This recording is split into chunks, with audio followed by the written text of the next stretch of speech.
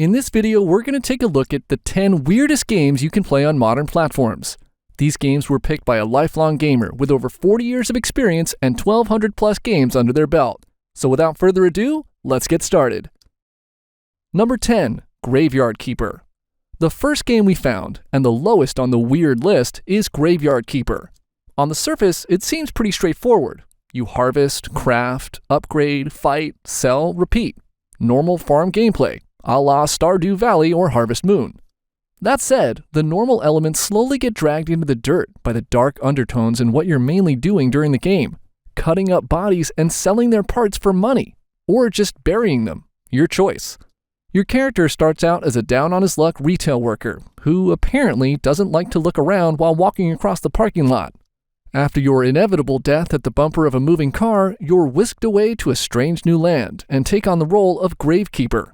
The best way to illustrate how weird the gameplay is to talk about how you manage your graveyard. The village gives you a body regularly, and you take it to your autopsy table. Then you take a look at its quality. Oof, this body is ugly. Well, better harvest all I can off of it and throw it down the river. Another body arrives. Ah, this one's a real beauty. Better suck out its fat and liquids and bury it. No plots open? No big deal. Just gotta dig up this uggo over here and bury this beauty instead. If you're a fan of task-oriented games and like to enjoy a good story and characters, Graveyard Keeper is sure to please your weirder side.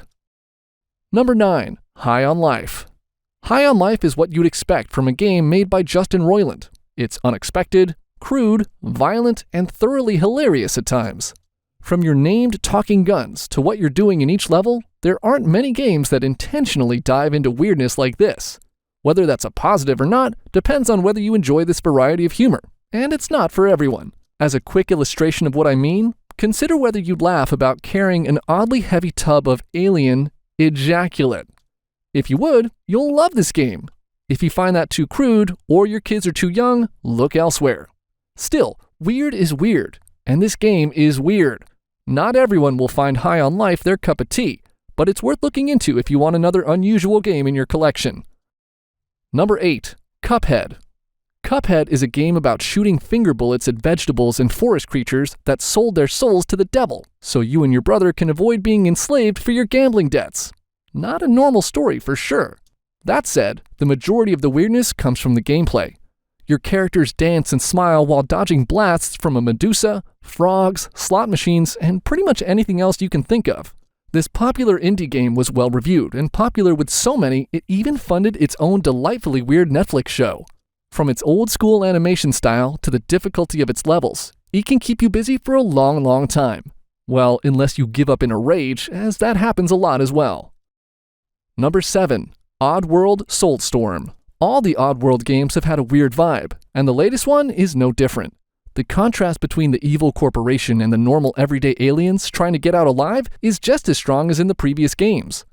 The opening of the game starts with a series of spoof newspapers. The Mudos Misinformer, The Daily Deception, MOM News, posting propaganda denying how our tasty alien protagonists escaped, and then cuts to Abe and his buddies getting shot up in a train, and that's just the first couple minutes.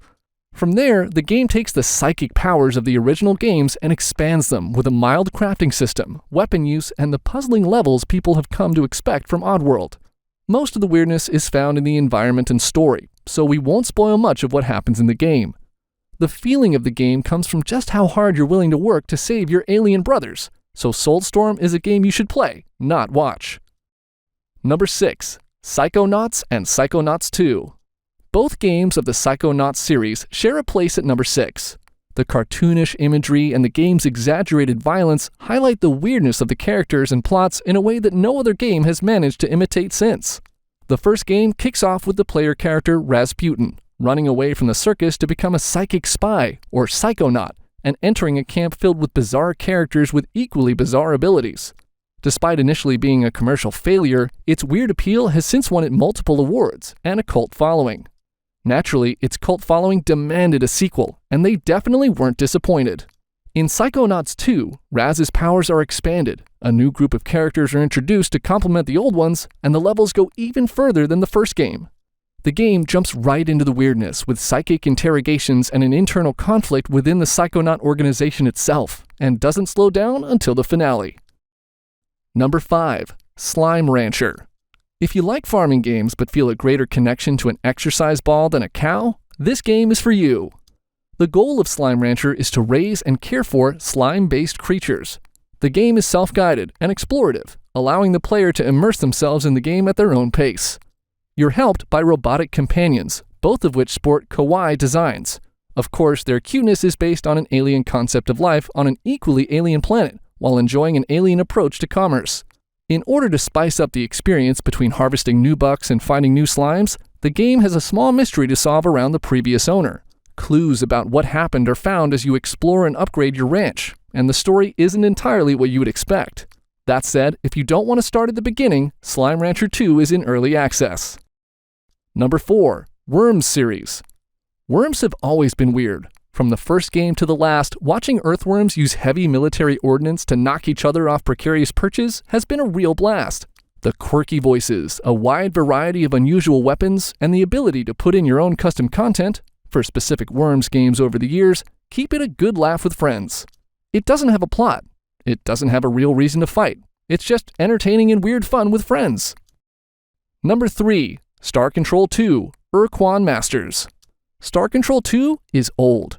Really old. That said, it was so beloved by fans that they created a remaster for modern systems called the Ur-Quan Masters. You play an Earth expedition sent to find ancient technology that ends up cut off from Earth when the big baddies, the Ur-Quan, conquered Earth and its allied planets. After 20 long years, you use the technology on the planet to make an incomplete spaceship and fly back to find out what happened to Earth and restart the Intergalactic Alliance to defeat the Ur-Quan once and for all. The story itself is pretty straightforward, but the alien races and characters you encounter are extremely weird. There are horny suicide bombers, cowardly thralls who would just love to learn about the impenetrable shield around the Earth, gas creatures who just want friends, and interdimensional beings that are really friendly, unless you ask them too many questions. That's just a few of the many species you meet during the game, and most are just as weird. If you enjoy a fun adventure game with a bit of ship combat, the Ur-Quan Masters is a great place to start. Number 2. BattleBlock Theater. BattleBlock Theater is another game that's trying extremely hard to be quirky and weird.